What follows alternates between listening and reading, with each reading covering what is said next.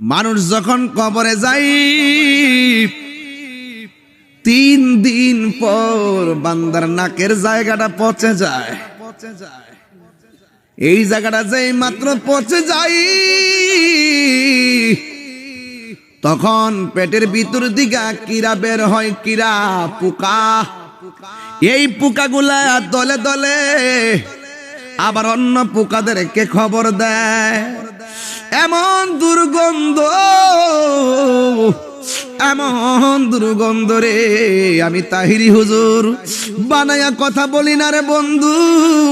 আপনারা জবানটা খুলে কোন, আমাদের আসল ঘরের নাম কি, বিল্ডিং না কবর? 3 দিন পরে নাকটা পচে গেছে, পেটের ভিতরে সবগুলো এই দিক দিয়ে বের হবে, এখান থেকে পচনটা শুরু হবে। এইভাবে পচতে পচতে বডির মধ্যে পচন ধরে ফেলে। এই পচন ধরার পর যখন নাকটা পচবে, এরপরে 6 দিনের মাথায় কি হয় জানেননি? 6 দিনের মাথায় আপনার হাতের মধ্যে যে আঙ্গুলের নখগুলা ছিল, পায়ের নখগুলা আস্তে করে পড়ে যাবে।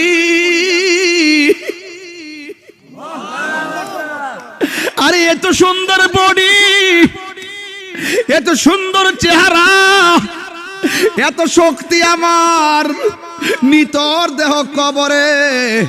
ও আমার জগন্নাথপুরের বাবা, ও রানীগঞ্জের বাবা, গন্ধব্রপুরের বাবা রে, কি দিয়ে বুঝাবো?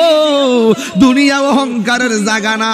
এই দুনিয়া যত তুমি নরম হইয়া চলবা, আমার আল্লাহ কবরের মাটি দিয়ে তোমার সঙ্গে ভালো ব্যবহার করাবে। কথা বলেন ঠিক কিনা?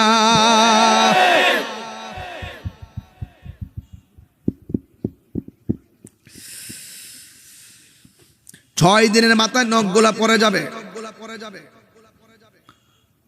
অল বডিটারে এমন ভাবে পোকামাকড় খাবে, সেই দিন তোমার দেহ দেখার জন্য কেউ যাবে না। আমার নবী, আপনার নবী বলেন, এই পৃথিবীর মধ্যে যত আযাব আছে, গজব আছে, সব চাইতে কঠিন আযাব হলো কবরের আযাব। হারিয়ে যাব একদিন আমি, রব নাই ভুবন চিরদিন, বলো হারিয়ে যাব একদিন আমি, রব নাই ভুবন চিরদিন। ক্ষমা করে দিও